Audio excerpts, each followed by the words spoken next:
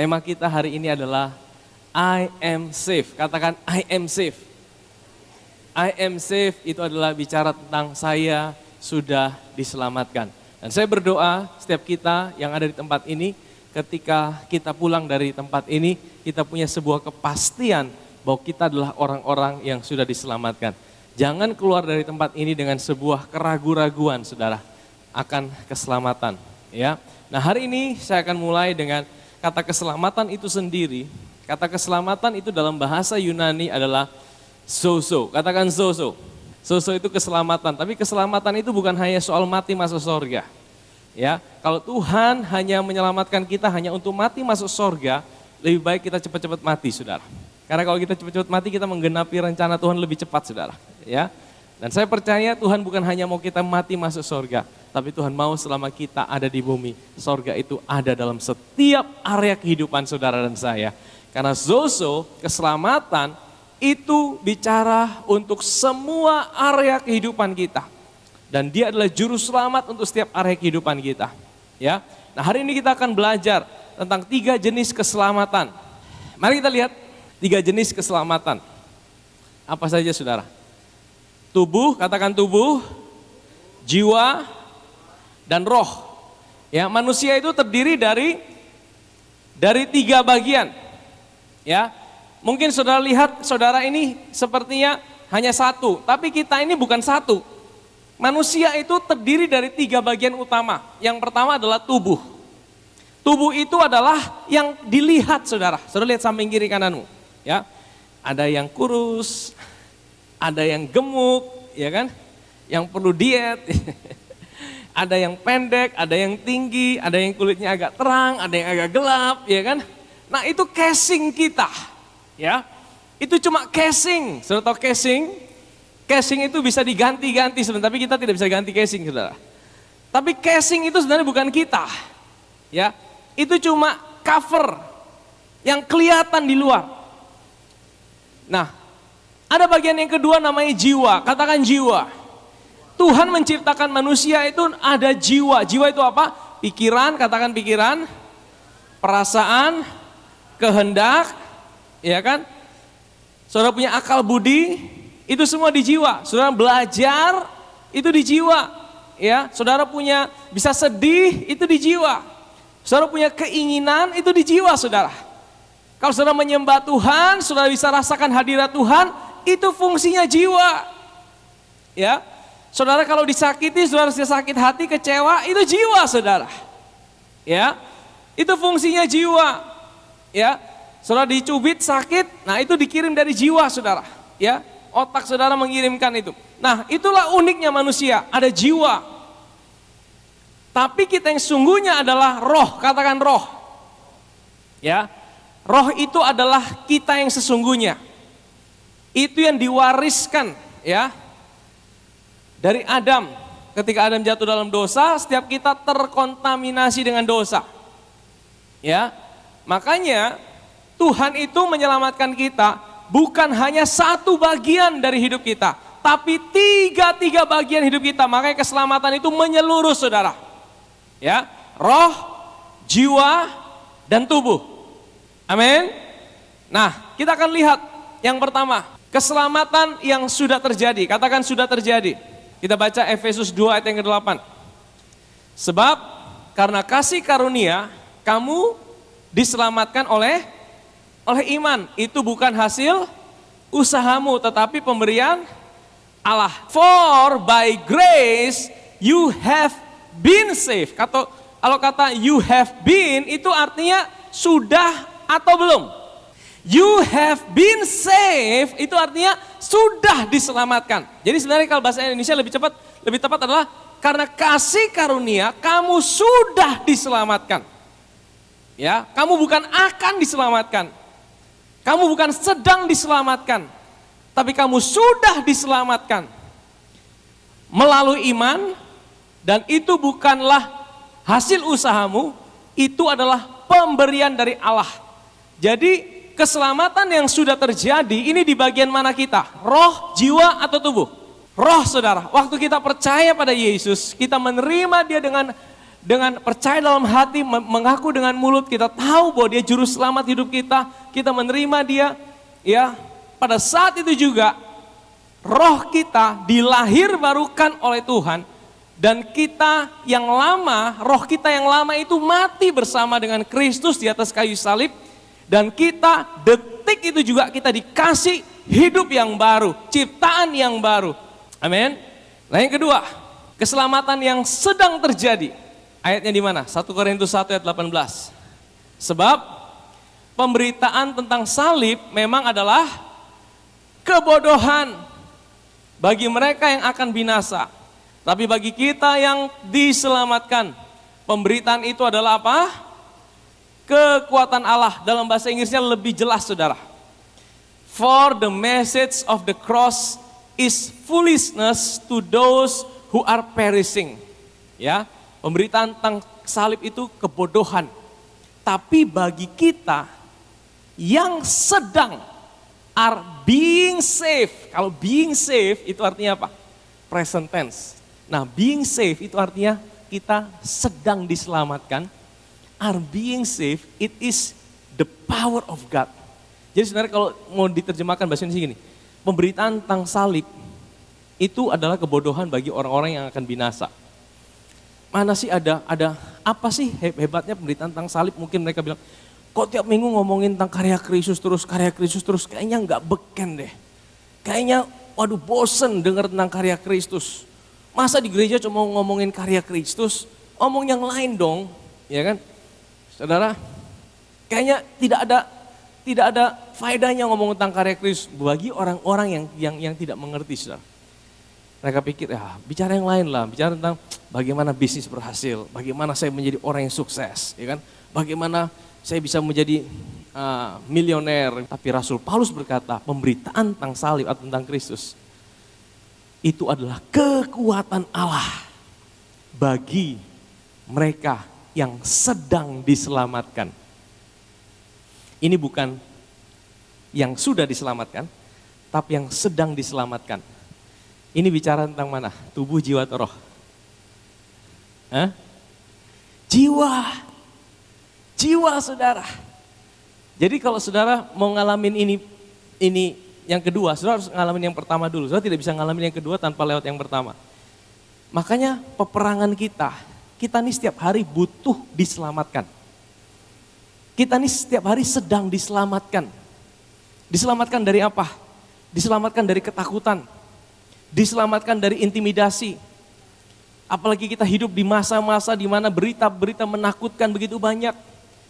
Kalau setiap hari kita dengar berita-berita kita jadi takut. Nah saudara butuh diselamatkan. Saudara butuh diselamatkan ya dari ketakutan, dari intimidasi, dari kekhawatiran. Saudara butuh diselamatkan setiap hari. Nah yang bisa menyelamatkan itu apa? Firman Tuhan katakan pemberitaan tentang salib itu adalah kekuatan Allah buat mereka yang sedang diselamatkan. Amin saudara. Jadi kalau saudara mau tiap hari saudara mengalami keselamatan, berita tentang salib, berita tentang karya Kristus, itu adalah menu utama yang harus saudara isi dalam hidup saudara dan saya. Amin saudara. Dan ini adalah peperangan kita setiap hari. Peperangan kita di jiwa. Roh kita nggak berperang lagi saudara. Roh kita itu sudah diamankan sama Tuhan. Roh kita sudah sempurna. Waktu kita lahir baru, sepertiga bagian hidup kita sudah sempurna. Dikatakan setiap yang lahir dari Allah tidak bisa berbuat dosa lagi. Itu apa? Roh kita. Tapi yang masih bisa berbuat dosa apa? Jiwa kita. Jiwa kita setiap hari ini dipengaruhi oleh situasi. Betul tidak? Waktu engkau dengar berita negatif, waktu engkau dengar situasi keadaanmu, waktu engkau lihat situasi ekonomimu, engkau mulai terpengaruh, engkau mulai jadi lemah. Waktu engkau lihat situasi keluargamu, ini pikiran berkata faktanya seperti ini. Tapi karya Kristus, engkau dengar firman Tuhan berkata tidak. Tuhan bilang tidak, engkau ada dalam tanganku. Mana yang engkau mau percaya? Kalau engkau percaya situasi yang ada di dunia, engkau percaya berita-berita, berita itu melemahkan imanmu, engkau kalah di situ. Dan makanya peperangan kita setiap hari di pikiran, Iblis tidak bisa mengganggu roh saudara, tapi iblis bisa mendakwa saudara dan saya orang percaya di pikiran kita. Nanti ada waktu saya akan share tentang hal ini secara detail saudara. Tapi peperangan kita setiap hari ada di pikiran saudara. Kalau engkau kalah di pikiranmu, engkau kalah dalam kehidupanmu sehari-hari. Amin. Itu peperangan di jiwa. Tujuannya untuk apa sih peperangan di jiwa? Saudara tahu, ya kita udah terima keselamatan. Tapi kita menjalani hidup ini, Tuhan itu adalah Tuhan yang suka kasih upah. Kalau engkau menang dalam peperangan di jiwamu, semakin engkau menang, semakin banyak upah yang Tuhan sediakan buat hidup saudara. Saudara percaya bahwa sorga itu bukan hanya tempat orang diselamatkan, tapi sorga adalah juga tempat orang menerima upah. Amin. Saudara percaya upah dari Tuhan? Upah itu diusahakan, dikerjakan. Keselamatan itu diterima. Nanti kita akan bahas itu saudara. Kalau upah itu adalah apa yang kita jalani. Kalau saudara kerja dapat upah. Tapi kalau keselamatan itu bukan upah, itu adalah anugerah. Ya, anugerah itu pemberian cuma-cuma. Makanya peperangan di sini saudara, jiwa. Pikiran, perasaan, kehendak. Ini yang tiap hari kita mesti perang. Nanti mungkin ada waktu, mungkin minggu depan kita akan bahas ini. Next terus. Nah, keselamatan yang akan terjadi. 1 Korintus 1 ayat 18. Jika pekerjaannya terbakar, ia akan menderita kerugian. Tetapi ia sendiri akan apa? Diselamatkan. Kata akan diselamatkan itu berarti sudah diselamatkan belum? Akan diselamatkan. Ya. Tetapi seperti dari dalam, nah ini akan diselamatkan ini apa? Roh, jiwa atau tubuh? Tubuh. Percayakah saudara, setiap kita yang sudah lahir baru, kita bisa gagal dalam hidup ini. Ya, kalau kita gagal, upah kita habis. Ya, kita mungkin tidak ada upah, tapi tubuh kita, Tuhan itu akan ganti dengan tubuh yang baru. Hari ini kita belum lihat tubuh yang baru. Di dalamnya sudah baru, tapi casingnya masih lama.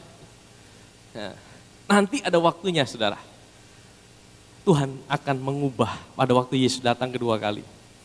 Atau kalau kita sudah mati duluan, kita masuk duluan di lubang 2x1, nanti Tuhan datang, orang yang percaya kepada Kristus akan diubahkan terlebih dahulu, tubuhnya akan dikasih tubuh yang baru. Tubuh yang baru ini tubuh yang tidak bisa tua, tubuh yang sempurna, tubuh yang tidak bisa sakit. Makanya saya bilang, nanti kalau di dalam kerajaan 1000 tahun setelah kedatangan Tuhan, masih ada manusia di bumi, manusia sempurna itu, saudara dan saya diubahkan, ya. Jangan buat bisnis rumah sakit atau klinik kecantikan. Tidak laku saudara. Klinik kecantikan tidak laku. Karena semua kita akan cantik-cantik dan tampan-tampan. Ya, ganteng-ganteng. Ya, yang hari ini udah merasa tua, nanti saudara akan jadi muda kembali. Ya, saudara tidak bisa sakit. Muka saudara tidak bisa keluar jerawat. Hari ini saudara mungkin bergumul dengan jerawat saudara. Nanti tidak perlu beli obat jerawat saudara. Tidak perlu skincare. Yang hari ini saudara mesti bergumul beli skincare. Nanti tidak perlu skincare saudara. Tuhan sudah kasih semua yang bagus saudara. Amin. Nah sekarang kita akan bahas lebih dalam di keselamatan yang sudah terjadi. Karena kita topiknya hari ini adalah I am safe. Artinya saya sudah diselamatkan. Ya, kalau saudara, sebenarnya kita hari ini belum yakin saudara kita sudah diselamatkan. Sebaik kita yakin kalau hari ini kita mati, kita langsung masuk surga. Saudara kita harus yakin bahwa kalau kita mati, kapanpun juga kita pasti masuk surga. Amin saudara. Saya berdoa kalau saudara sudah dengar ini, saudara punya sebuah keyakinan bahwa kalau saya mati kapanpun juga, saya pasti masuk surga. Amin. Anugerah, katakan anugerah. Anugerah yang diterima dan bukan diusahakan. Ya, coba kita baca. Efesus 2 ayat 8 dan 9, sebab karena kasih karunia, kamu diselamatkan oleh iman. Itu bukan hasil usahamu, tapi pemberian Allah. Itu bukan hasil pekerjaanmu. Jangan ada orang yang memegahkan diri. Dengan kata lain, tadi saya sudah sampaikan, bedanya kasih karunia dengan usaha itu apa? Kalau kasih karunia itu pemberian cuma-cuma. Ya, dikatakan tidak ada yang kita bayar apapun juga. Tidak ada usaha kita sama sekali. Kalau saudara mesti bayar, itu bukan hadiah. Demikian kata keselamatan. Keselamatan itu bukan hasil usaha kita, tapi itu pemberian cuma-cuma dari Tuhan. Kenapa Tuhan kasih cuma-cuma? Karena itu, kalau saudara biasa barang gratis itu ada dua. Satu barangnya betul-betul murah, dikasih gratis, atau itu barangnya betul-betul mahal karena tidak ada yang bisa bayar. Anugerah keselamatan itu bukan karena murahan, tapi karena terlalu mahal. Tidak ada seorang pun yang bisa bayar, saudara. Tidak ada seorang pun yang bisa bayar dengan apapun juga. Saudara tidak bisa bayar dengan saudara doa puasa. Saudara tidak bisa bayar dengan saudara melakukan perbuatan baik. Saudara tidak bisa bayar dengan saudara melakukan donasi, bantuan ke sana ke sini. Tidak bisa, saudara. Saudara tidak bisa bayar dengan apapun juga. Makanya dikasih cuma-cuma sama Tuhan. Saudara tidak bisa kerjakan itu. Kalau saya kerjakan itu namanya adalah upah. Keselamatan itu bukan upah. Kalau upah itu apa yang saudara kerjakan, saudara berhak dapat upah. Keselamatan saudara tidak lakukan apa-apa, saudara terima secara cuma-cuma. Itu anugerah, saudara. Maka nanti kalau di sorga, nanti kalau kita ketemu di sorga, jangan ada yang bilang gini, wah pastor saya masuk sorga hari ini. Karena saya udah puasa seminggu sekali. Saya tidak pernah lupa datang ke SDK. Tiap minggu saya pelayanan 3 kali. Wah. Sehingga hari ini saya bisa ada di sorga. Tidak ada, saudara, tidak ada seperti itu. Ya, kalau kita naik ke sorga, kalau kita bisa dapat, itu adalah anugerah yang diberikan secara cuma-cuma. Tidak ada yang bisa kita bayar untuk dapatkan itu. Yang kita bisa lakukan cuma apa? Sorong tangan dan bagian kita cuma itu, sorong tangan dan itu iman, saudara. Iman itu sorong tangan dan terima. Ya. Next. Yang kedua, keselamatan itu adalah hidup yang kekal. Ya. Mari kita baca ayatnya. Sebab upah dosa ialah maut, tetapi karunia Allah ialah hidup yang kekal dalam Kristus Yesus Tuhan kita. Jadi hidup yang kekal itu apa, saudara? Hidup yang kekal bukan cuma hidup selama-lamanya. Orang masuk neraka juga hidup selama-lamanya. Ya, orang masuk neraka itu juga hidup selama. Jadi kita ini tidak bisa mati secara, kita punya roh itu kalau tidak di yang udah percaya Yesus itu di sorga. Nah, yang tidak percaya Yesus itu nanti kalau mati ya udah pasti jalannya ke tempat yang lain itu, saudara. Tapi hidup yang kekal bukan sekedar itu, saudara. Hidup kekal itu menurut Yohanes 17 ayat 3, hidup kekal adalah ketika kita punya persekutuan dengan Bapa di sorga. Waktu saudara lahir baru, saudara punya persekutuan dengan Bapa kita di sorga. Saudara menjadi satu dengan Dia. Saudara bisa panggil Dia, ya Aba, ya Bapa. Hidup kekal itu kapan mulainya, saudara? Hidup kekal itu sekarang. Sekarang kapan? Detik saudara lahir baru, saudara sudah punya hidup yang kekal. Ya, coba kita baca ayat berikutnya. Dan inilah janji yang telah dijanjikannya. Sebenarnya kita percaya bahwa kalau Tuhan janji tidak mungkin tipu. Kalau Dia berjanji itu karena Dia mau meneguhkan, memberikan kita sebuah kepastian bahwa apa yang Dia katakan itu adalah ya dan amin. Apa yang Dia janjikan, saudara? Firman Tuhan bilang gini, dan inilah janji yang telah dijanjikannya sendiri kepada kita tanpa pengantara. Yaitu apa?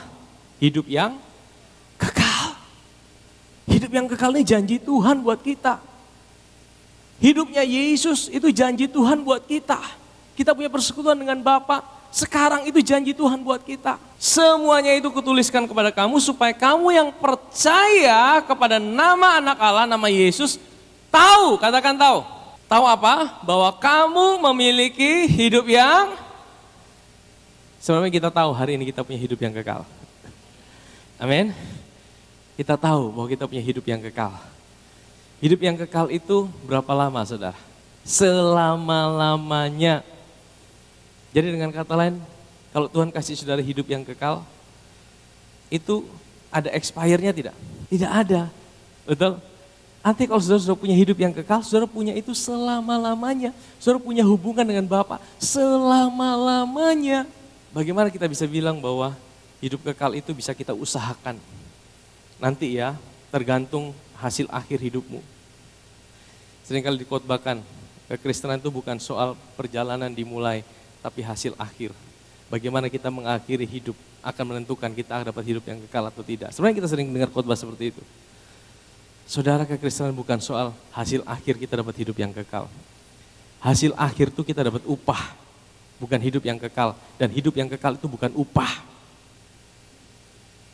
Hidup yang kekal itu dimulai ketika saudara mengawali kekristenan, bukan mengakhiri kekristenan. Karena hidup yang kekal itu anugerah, bukan upah. Kalau upah itu akhir dari hidup kita. Tapi anugerah, ketika engkau mulai terima Tuhan, Dia kasih hidup yang kekal. Amin. Dan hidup kekal, kalau hidup kekal itu tidak kekal, artinya sewaktu-waktu bisa hilang, namanya bukan hidup kekal, saudara. Kalau hidup kekal itu ya hidup kekal. Jangan diartikan yang aneh-aneh. Jangan ditafsirkan yang susah-susah. Kalau kita dapat hidup kekal, ya hidup kekal. Kenapa kita bilang hidup kekal itu bisa hilang? Namanya bukan hidup kekal kalau gitu. Hidup sementara. Betul ya, saudara? Berarti janji Tuhan bohong dong. Amin, saudara. Nanti mungkin minggu depan saya akan jelaskan lebih detail beberapa kebingungan-kebingungan dalam kekristenan yang buat kita jadi ragu sama hidup kekal. Nah, setelah kita punya hidup yang kekal, kita juga tahu keselamatan itu Tuhan berikan pengampunan dosa. Dan pengampunan dosa yang Tuhan kerjakan buat kita, itu bukan dicicil, saudara. Coba kita baca. Jadi ketahuilah saudara-saudara, oleh karena Dialah, maka diberitakan kepada kamu pengampunan dosa. Bagaimana Dia ampuni dosa kita, saudara? Dan tidak usah lagi orang mengajar, Yeremia 3:31-34, sesamanya atau mengajar saudaranya dengan mengatakan, kenalah Tuhan, sebab mereka semua besar kecil akan mengenal aku. Demikianlah firman Tuhan, sebab aku akan mengampuni kesalahan mereka dan tidak lagi mengingat. Bagaimana Tuhan ampuni dosa saudara? Ya, kenapa di sini katakan aku akan? Karena ini perjanjian lama. Tapi dalam perjanjian baru, waktu Yesus mati di atas kayu salib, Ibrani berkata, satu korban saja cukup dan aku tidak akan lagi mengingat-ingat dosa-dosa dan pelanggaran mereka. Aku tidak akan lagi ingat-ingat. Bukan Tuhan pelupa, tidak. Tuhan itu tidak pelupa. Tuhan itu tidak pernah lupa, tapi Dia memilih untuk melupakan. Bedanya di situ, saudara. Dia memilih untuk melupakan, karena apa? Karena sudah ada yang bayar buat setiap dosa-dosa kita. Amin. Dia memilih untuk melupakan. Kalau Tuhan masih ingat dosa-dosa saudara dan saya, berarti Dia tidak menghargai karya Kristus di atas kayu salib. Dan Dia berkata, pengampunan dosa yang Yesus kerjakan lebih rendah nilainya daripada darah binatang. Saudara tahu darah binatang itu punya expired date 1 tahun. Jadi selama 1 tahun itu dia aman. Kalau dia lewat dari 1 tahun bahaya. Nah, darah binatang saja punya expired date 1 tahun. Masa darah Yesus kalah sama darah binatang? Amin, saudara. Saudara tahu pengampunan dosa itu adalah ibu dari segala berkat. Ya, maksudnya ibu itu apa? Karena dia akan melahirkan berkat-berkat yang lain. Kalau orang tidak menyadari pengampunan dosa yang Tuhan kerjakan dalam hidupnya, dia merasa dia masih punya dosa yang Tuhan belum ampuni dalam hidupnya. Hidupnya akan sengsara, dia tidak akan mengalami berkat-berkat yang lain dalam hidupnya. Karena berkat terbesar itu adalah pengampunan dosa. Amin, saudara. Mazmur 103:12. Sejauh timur dari barat, demikian dijauhkannya daripada kita apa? Pelanggaran kita. Ini bukan Kupang Timur, Kupang Barat, saudara. Ini bicara tentang alam semesta. Saudara bisa ukur jauhnya timur dan barat? Tidak bisa, saudara. Sejauh timur dan barat, Tuhan itu melupakan, dijauhkannya setiap dosa dan pelanggaran kita. Amin, saudara. Kalau Tuhan lupa, masa kita mau ingat-ingat? Yang suka kasih ingat kita siapa, saudara? Iblis, dia pendakwa kita. Dia akan ingatkan saudara akan dosa, saudara. Makanya waktu Yesus berjumpa dengan orang-orang di dalam perjalanan dia, seringkali dia tidak sembuhkan orang dulu. Ada seorang yang sakit lumpuh, saudara ingat? Yang dibotong sama 4 orang temannya, naik di atas atap. Saudara tahu, waktu orang itu turun depan Yesus, hal pertama Yesus bilang apa? Dosamu sudah diampuni. Saudara perhatikan, orang lumpuh datang untuk cari apa? Kesembuh. Lumpuh berjalan. Tapi kenapa Yesus bilang dosamu sudah diampuni? Karena Yesus tahu akar masalahnya bukanlah di lumpuhnya sebenarnya. Tapi akar masalahnya adalah dia tahu, dia rasa dosanya belum diampuni. Seberapa banyak kita yang hari ini lumpuh hidup kita. Karena kita tidak sadar akan pengampunan dosa yang Tuhan kerjakan dalam hidup kita. Kita selalu merasa ada hutang yang belum dibayar sama Tuhan. Kalau selalu merasa ada hutang yang belum sudah bayar sama Tuhan, hidupmu akan mengalami kelumpuhan. Yang harus kita sadari apa? Terima kasih Tuhan buat pengampunan yang Tuhan sudah kerjakan dalam hidup. Waktu kita menyadari itu saudara, Tuhan mengampuni dosa kita, itu jauh lebih besar daripada setiap pelanggaran kita. Saudara tahu, utang kita mungkin 1 juta, Tuhan bayar itu 1 triliun. Jauh lebih besar. Jadi saudara tidak perlu takut datang sama Tuhan. Iblis yang mau sudah tidak datang sama Tuhan karena dia selalu sadarkan saudara akan dakwaan, engkau tidak layak, Tuhan belum ampuni hidup saudara, engkau tidak mungkin diampuni. Itu dakwaan iblis saudara. Tapi Yesus berkata, aku sudah bayar semua dosamu. Amin. Berikutnya adalah pembenaran, katakan pembenaran. Pembenaran ini dalam bahasa Inggrisnya adalah justification. Justification itu dari akar kata justice. Justice itu adalah adil. Artinya gini saudara, Tuhan itu disebut Tuhan karena tahta Tuhan itu ditopang dengan dua penopang. Yang pertama adalah kasih, yang kedua adalah adil. Jadi Tuhan itu kalau salah satu dia tidak adil atau dia tidak kasih, dia bukan Tuhan saudara, tahtanya goyah. Makanya iblis itu bagaimana dia cobai Tuhan, dia sebenarnya bukan mau iri sama manusia saja sebenarnya. Tapi dia itu mau mengambil tahtanya Tuhan. Dia bilang, aku iri, aku lihat tahta itu. Dia merasa dirinya dia mampu duduk di tahta itu. Makanya bagaimana cara jatuhkan tahta Tuhan, Tuhan harus dibuat salah satu penopangnya gagal. Yaitu kalau dia kasih, dia harus dibuat tidak mengasihi. Kalau dia adil, dia harus dibuat tidak adil. Jadi kalau dua topangan tahta ini goyah, iblis berkata, kasih aku tahta itu, karena tahtamu goyah, aku yang naik. Makanya waktu dia cobai manusia dibuat jatuh dalam dosa. Tuhan, engkau kasih. Bagaimana engkau berlaku dengan manusia? Engkau adil. Bagaimana? Kalau engkau mengusir mereka, kasihmu di mana? Tapi kalau engkau tidak menghukum mereka, keadilanmu di mana? Dosa harus dihukum. Adil itu gini, dosa harus dihukum. Setiap pelanggaran harus kena pasal, itu adil saudara. Nama hukum atau keadilan, semua warga negara yang ada di bawah hukum itu harus kena itu hukum itu. Ya, makanya kalau Tuhan itu dianggap adil, dia harus berlakukan hukum itu. Bagaimana Tuhan? Ternyata Tuhan tidak kalah pintar saudara. Manusia diusir, keadilan Tuhan dijalankan. Tapi kasih Tuhan tetap, dia mengejar manusia, dia tidak pernah tinggalkan manusia. Dia tinggalkan sorga untuk mengejar manusia. Amin saudara, amin. Kasih dan keadilan Tuhan dijalankan.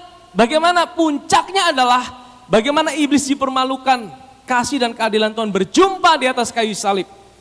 Karena di atas kayu salib Tuhan dengan adil dia memutuskan dosa harus dihukum. Masalahnya dosa dihukum bukan di tubuh kita manusia, tapi di tubuh Yesus sebagai manusia. Manusia yang berdosa, manusia yang harus dihukum. Amin saudara. Ada sebuah hukum yang berkata, seorang tidak bisa dihukum 2 kali atas pelanggaran yang sama. Betul? Kalau pengadilan sudah putuskan satu perkara, selesai dihukum, ada yang dihukum, berarti tidak bisa disidang lagi untuk dihukum kedua kali. Betul? Yesus sudah bayar semua dosa kita. Dia jadi terhukum, dia jadi terdakwa. Dia ambil dosa kita. Sehingga hari ini Tuhan dengan adil, keadilannya dia bilang, aku dengan adil, dengan dasar yang sah, aku bisa mencintai hidup kalian semua. Aku tidak melanggar keadilanku ketika aku mencintai kalian. Dengan dasar yang sah, aku mengasihi, aku mencintai, aku membawa engkau. Aku tidak pernah tinggalkan engkau. Iblis tidak bisa dakwa kita di hadapan Bapa di sorga. Tuhan engkau tidak adil. Tidak bisa saudara. Karena apa? Keadilan Tuhan sudah dijalankan. Yesus ambil hukuman kita supaya kita hari ini dibenarkan di hadapan Tuhan. Amin saudara. Dan oleh karena kasih karunia kita telah dibenarkan dengan cuma-cuma karena penebusan dalam Kristus Yesus. Ya, kita dibenarkan oleh karena penebusan Kristus. Next, kamu tahu bahwa tidak seorang pun yang dibenarkan oleh karena mereka melakukan hukum Taurat, tapi hanya oleh karena iman dalam Kristus Yesus. Sebab itu kami pun telah percaya kepada Kristus Yesus, supaya kami dibenarkan oleh karena iman dalam Kristus dan bukan oleh karena melakukan hukum Taurat. Sebab tidak ada seorang pun yang dibenarkan karena melakukan hukum Taurat. Ya, tidak ada seorang pun yang dibenarkan karena usahanya sendiri. Tidak bisa saudara, tidak bisa. Tapi hanya oleh karena pengorbanan Yesus dia menerima, dia dibenarkan. Allah mengasihi kita hari ini dengan adil karena apa yang Yesus kerjakan. Next. Nah, setelah pembenaran ada kebenaran. Pembenaran itu justification. Kebenaran itu adalah righteousness. Righteousness itu adalah sebuah status yang diberikan buat kita. Statusnya siapa? Statusnya Yesus sebagai manusia. Yesus satu-satunya manusia yang tidak berdosa. Dia tidak melakukan dosa. Karena firman Tuhan berkata bahwa hanya orang yang tidak berdosa dia bisa punya berkat dalam hidupnya. Ya, orang benar adalah orang yang tidak melakukan dosa. Dia diberkati. Nah, satu-satunya manusia yang tidak berbuat dosa siapa? Yesus. Dia bukan tidak berdosa sebagai Allah loh. Allah tidak bisa berbuat dosa. Tapi dia tidak berdosa sebagai manusia. Dan karena dia tidak berdosa, dia dapat righteousness itu. Dia dapat kebenaran itu. Dan kebenaran itulah yang dibutuhkan oleh kita semua manusia. Untuk supaya kita dapat diberkati oleh Tuhan. Dan firman Tuhan bilang gini saudara, next. Dia yang tidak mengenal dosa telah dibuatnya menjadi dosa oleh karena dosa kita. Supaya di dalam dia kita dibenarkan oleh Allah. Kata dibenarkan ini bukan justify, bukan justification, tapi kita menjadi kebenarannya, righteousness. We become the righteousness of God in Christ. Kita ini memperoleh kebenaran Kristus itu yang dia lakukan sebagai manusia, dipindahkan sama kita sudah. Jadi ini bukan soal pengampunan, apa untungnya kita diampuni tapi kalau kita tidak diberikan kebenarannya. Saudara tahu, Tuhan sudah mengampuni semua dosa manusia. Tapi tidak semua orang ngalamin kebenaran Kristus dalam hidupnya. Karena hanya orang yang percaya dan menerima dia sebagai Tuhan dan Juru Selamat. Dia memperoleh kebenaran Kristus dalam hidupnya. Kebenaran itulah yang buat dia bisa berdiri di hadapan Bapa di sorga. Sama seperti Kristus berdiri saudara. Amin. Righteousness itu adalah right standing before God. Kita bisa berdiri di hadapan Bapa. Sama seperti Yesus berdiri di hadapan Bapa. Kita equal dengan Yesus. Kasih Bapa sama Yesus. Sama kasih Bapa sama kita. Itu sama saudara. Amin saudara. Saudara punya kebenaran Kristus dalam hidup saudara hari ini. Karena saudara punya kebenaran Kristus hari ini. Saudara tahu saudara adalah orang yang diberkati. Saudara bisa punya berkat Abraham dalam hidup saudara. Ya, Abraham juga ngalamin itu saudara. Next. Sebab apa yang dikatakan oleh kitab suci. Lalu percayalah Abraham kepada Tuhan. Dan Tuhan memperhitungkan hal itu kepadanya sebagai kebenaran. Jadi Abraham itu juga sama seperti kita. Waktu dia dengar Tuhan beritakan Injil sama dia. Dia percaya. Dan waktu dia percaya, Tuhan berikan kebenaran itu masuk dalam hidupnya. Sehingga dia adalah orang yang diberkati. Dia adalah orang yang diberkati saudara. Amin saudara. Hari ini saudara dan saya, kalau saudara percaya pada Yesus, kebenaran Kristus itu dimasukkan dalam hidup saudara. Saudara punya identitas yang baru hari ini. Kita adalah kebenaran Allah dalam Kristus. Mari katakan bersama saya adalah kebenaran Allah dalam Kristus. Saya adalah kebenaran Allah dalam Kristus. Amin. Sehingga kita bisa berdiri di hadapan Bapa sama seperti Kristus berdiri di hadapan Bapa. Ya, next terus. Nah, ini yang terakhir poinnya. Penebusan. Katakan penebusan. Mari kita baca ayatnya. Atau tidak tahukah kamu bahwa tubuhmu adalah bait Roh Kudus yang diam di dalam kamu dan Roh Kudus yang kamu peroleh dari Allah dan bahwa kamu bukan milik kamu sendiri sebab kamu telah dibeli dan harganya telah lunas dibayar. Karena itu apa? Muliakanlah Allah dengan, saudara tahu, bahwa ketika kita menerima keselamatan, kita juga menerima diri kita ditebus. Apa itu ditebus? Kita tidak mampu bayar penebusan hidup kita. Tapi Yesus bayar. Dia tebus hidup kita. Kalau dia tebus artinya hidup kita hari ini bukannya milik kita lagi. Hidup kita ini bukan milik kita lagi. Kalau hidup kita bukan milik kita lagi, berarti semua yang ada dalam hidup kita miliknya siapa? Uang kita punya siapa? Anak-anak kita punya siapa? Sebenarnya kita perlakukan segala sesuatu yang ada dalam hidup kita seolah-olah itu punya kita. Betul? Kalau hidup kita itu ditebus menjadi milik Tuhan, berarti semua yang ada dalam hidup kita punya siapa? Punya Tuhan. Berarti kehendak kita harus sesuai dengan kehendak Tuhan. Betul? Sebenarnya hidup kita suka jalan sendiri-sendiri tanpa kita tanya sama Tuhan.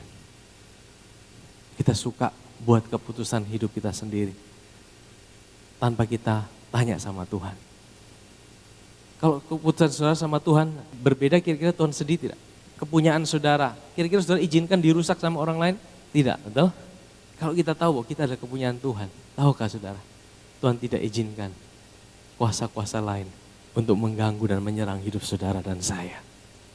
Amin? Tapi Tuhan mau supaya kita berjalan sesuai dengan apa yang Dia mau. Karena kita ini bukan punya kita sendiri. Hidup kita ini bukannya kita lagi. Tapi Kristus adalah hidup kita hari ini. Waktu kita tahu bahwa kita sudah diselamatkan, harusnya kita lebih sadar bahwa hidup kita bukannya kita lagi, tapi Kristus adalah hidup kita. Kalau kita berjalan dalam kehendak Tuhan, kita mengalami kemenangan demi kemenangan dalam hidup ini. Kita tidak harus gagal dulu, kita tidak harus jatuh terus-terus, kita tidak harus masuk lubang yang sama terus. Tapi Tuhan akan bawa kita dalam kemenangan demi kemenangan dalam hidup ini. Sadarilah bahwa kita sudah diselamatkan, membuat kita bisa mengasihi Dia dengan lebih baik lagi. Amin, saudara, kita berikan tepuk tangan bagi Tuhan.